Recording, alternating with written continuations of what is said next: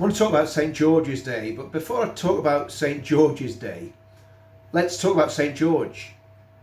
And it's interesting because George never came anywhere near England. Never. So why is St. George our patron saint? And I personally believe it's more to do with the contents of his character than where he came from.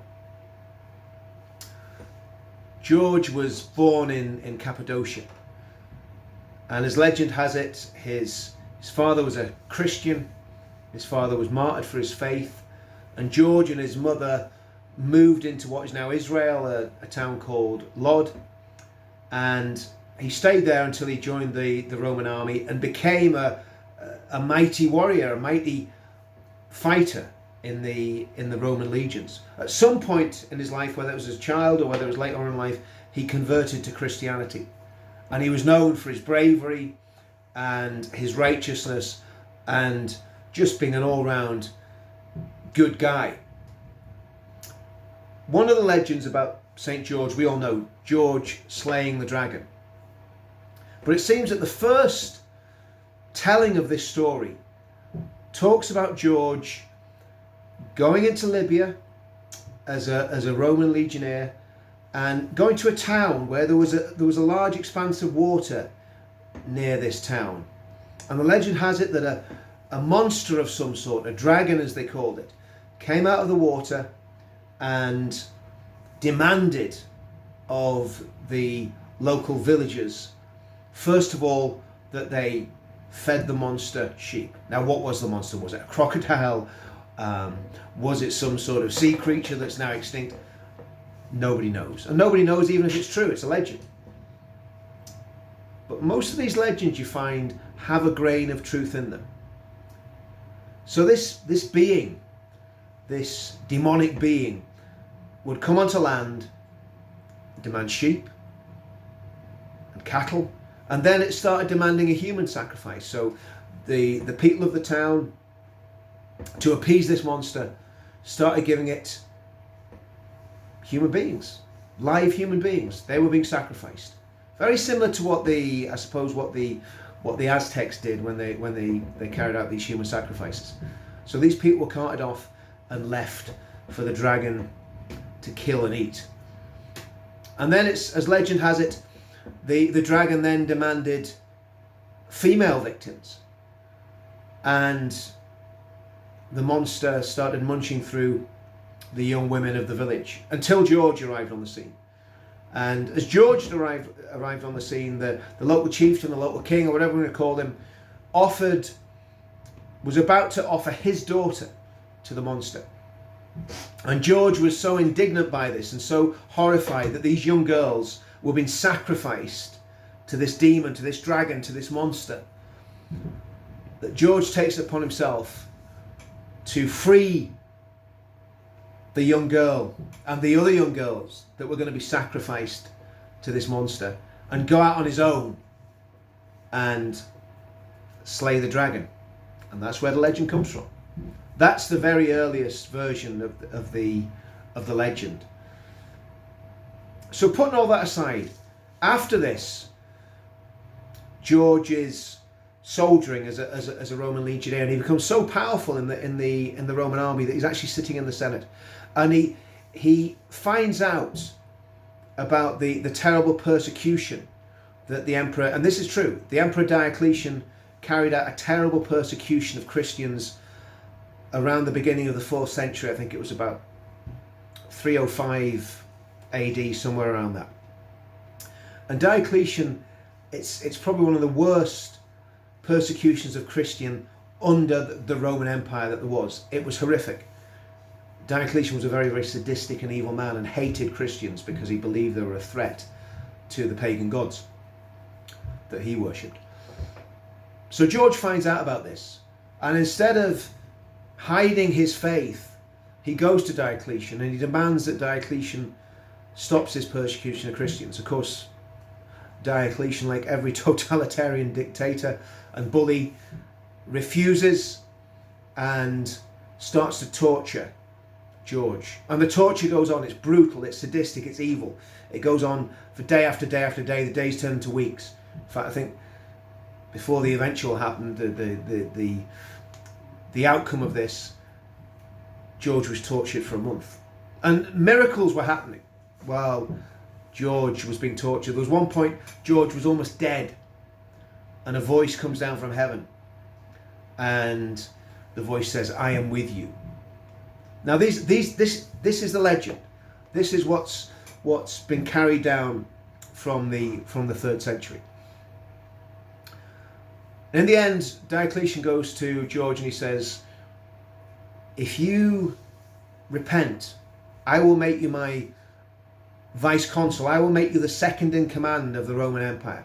But you must come and bow down to the gods that I worship and worship them instead of worshipping your God."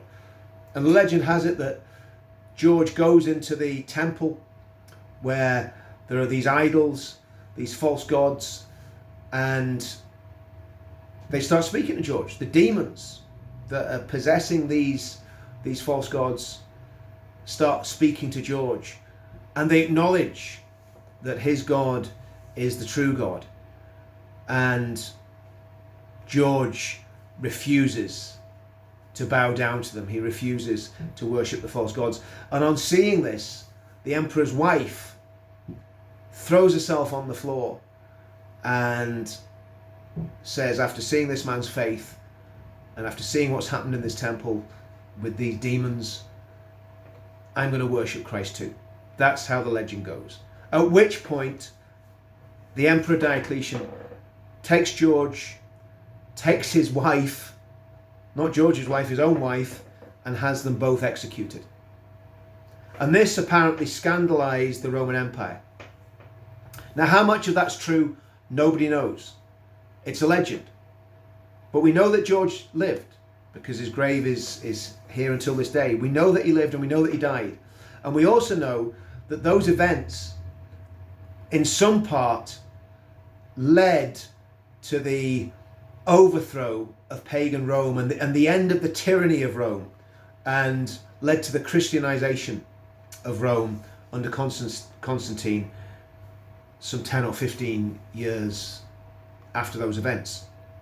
So by all accounts, George was fearless.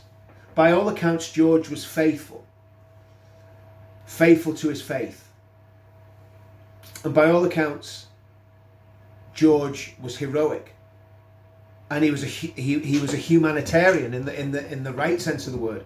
He cared for those women in Libya who were being tortured and literally sacrificed to a monster.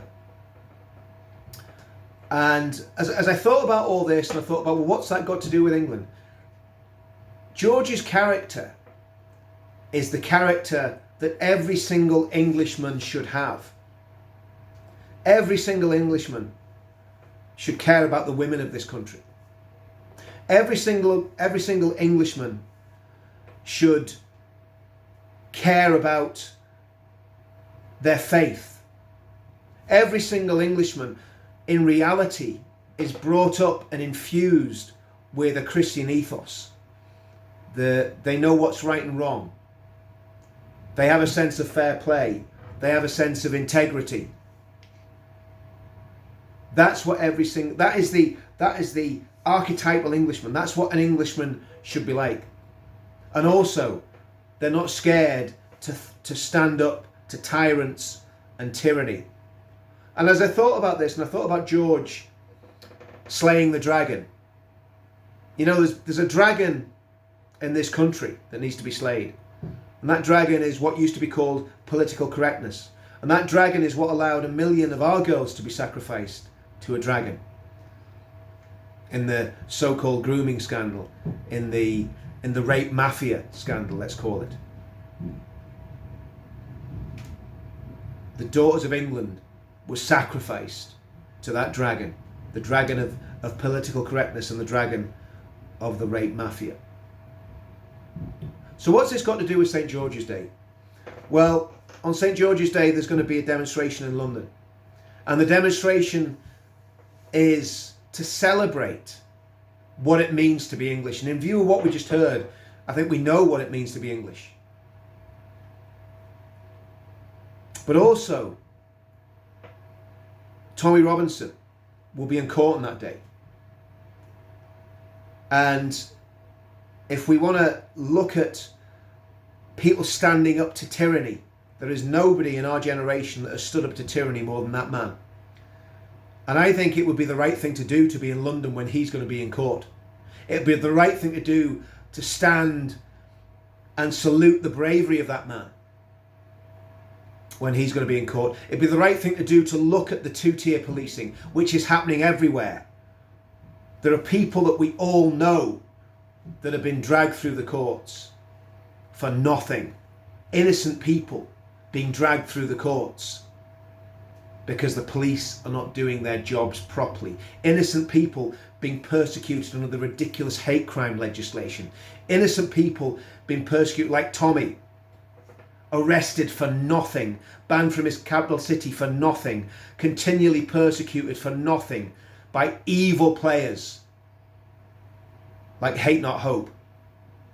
Hate without hope. And we need to stand up. We need to stand up for what it means to be an Englishman. We need to stand up on St. George's Day, and we need to be in London, in central London, on St. George's Day. I don't know the details of the timing.